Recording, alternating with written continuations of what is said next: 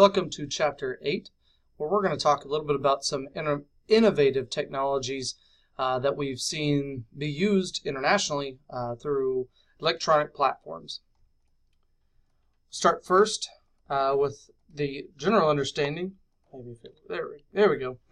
The general understanding of types of media, because we're going to discuss a little bit about the old model of sport consumption and the new model that we see today. There are three broad categories of media: print media, broadcast media, and broadband media. Print media is arguably disappearing or has morphed into a broadband media access. Print media would be those that are newspaper, magazine, those types of things. Second one would be broadcast media. These are one of the largest reasons why sports have become so popular globally from a spectator standpoint, because of the advent of technology such as satellites, and then broadband media, which would be one of the biggest changes in the sport industry and globally for that matter in most recent years, and that would be your internet access to different types of media.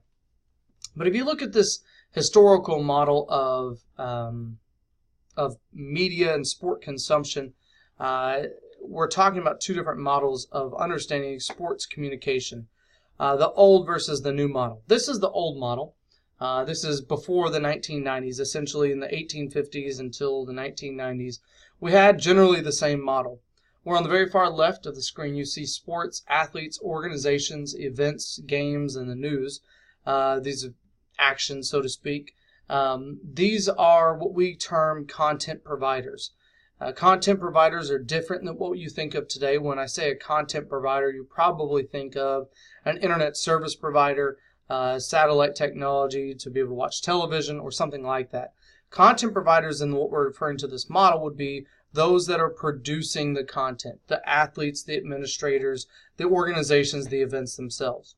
And so what we see here is on the very far left, the content providers providing the content to mass media. Mass media essentially will take that information and distribute it to a mass audience of people. In this scenario, content providers themselves would have to fight very hard to get media coverage.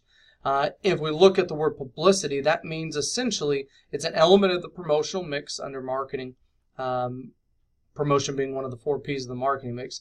But publicity is essentially newsworthy information. So the news will cover it and spread that information to the mass media audience. So essentially the team would play a game.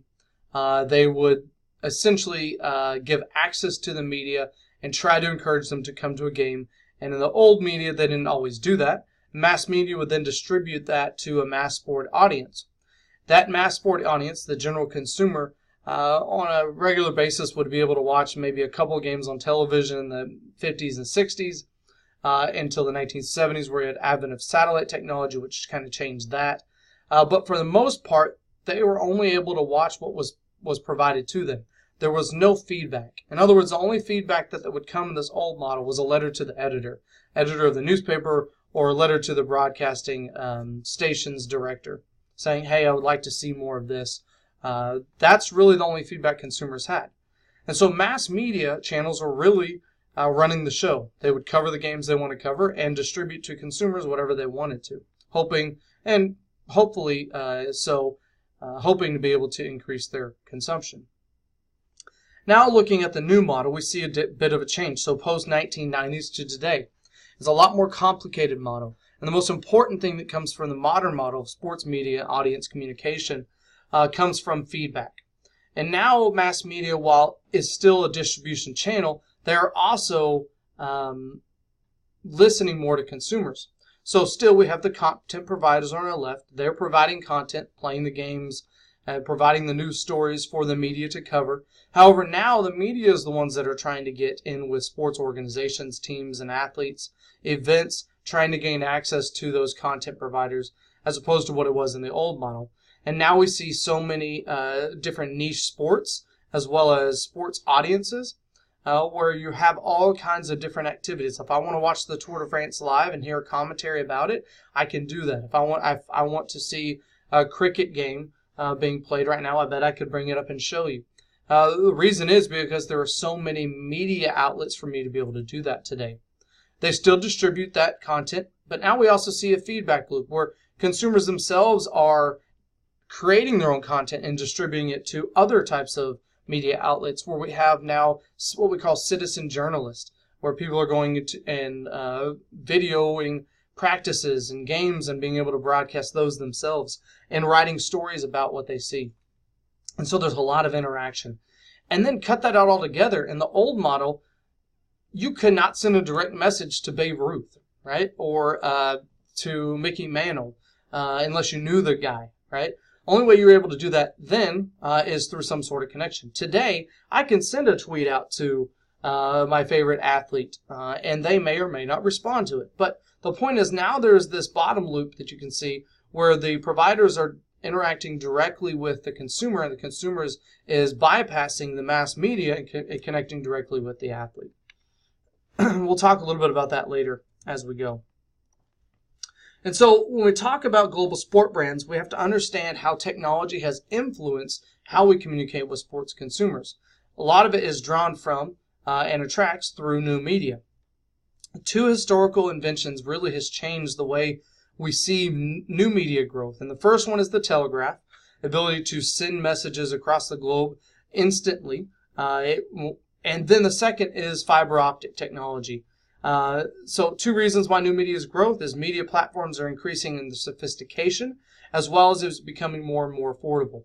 I just changed this last week. My television provider is paying about $150 a month to have access to pretty much all of the ESPNs and the Fox Sports, NBC Sports Network, pretty much most of the sports channels that I want, plus a few others.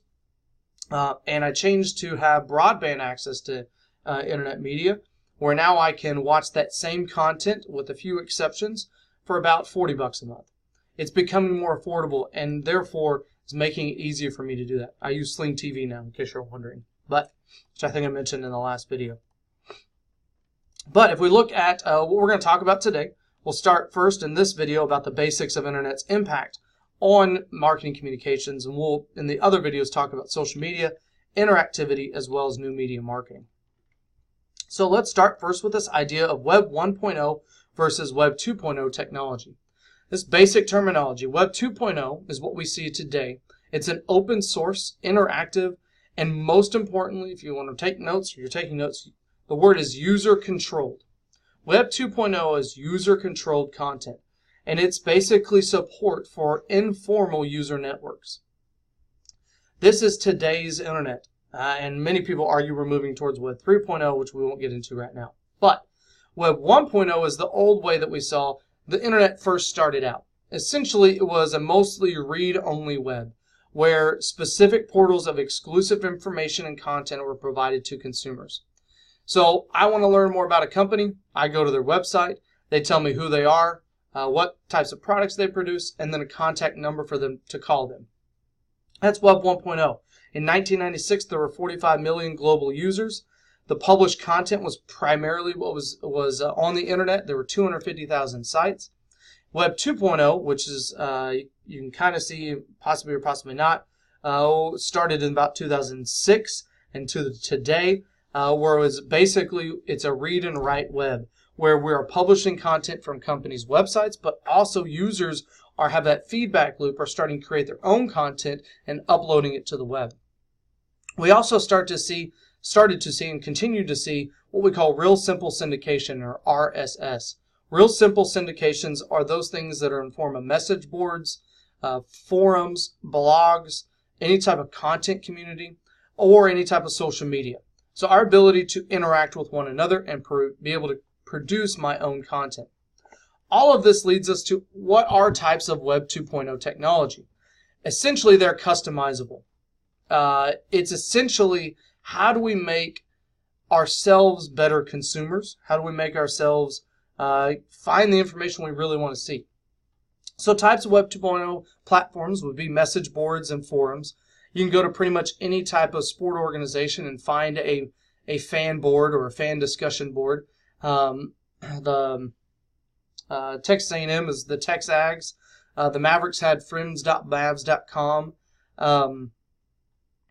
The sawdust, I think, is what it's called for SFA. I could be wrong on that one. I get all them confused. But in other words, there are ways where people can go and have discussions. There are blogs. These are different than message boards and forums. Blogs are online journals that somebody would have and you could go and read. Podcasts are another example of Web 2.0 technology where you are basically have audio or video podcasts. And it's really given rise to what we talked about a second ago, which is the amateur or the citizen journalist or the amateur writer or broadcaster. Some people call this fanalists. In other words, people who are fans that analyze the sports. These podcasts can and have been influencing sports marketers because they are essentially people who are controlling or developing the content that are forming the opinion about your sports brand. As sports marketers, our job is to try to control the opinion, the public opinion of our brand. And having fanalists, these amateur writers and broadcasters, have podcasts to say something about our brand, help actually impact our ability to control our brand.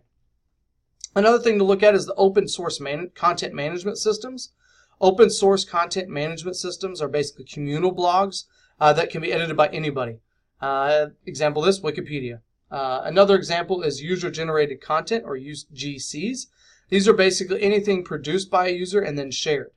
And so example is YouTube videos. The way I record my videos here is as user-generated content. I create the video, then upload it so that you can watch it. Social media or social networking sites, which would be those SNSs, those are known as Facebook, Twitter, so on and so forth.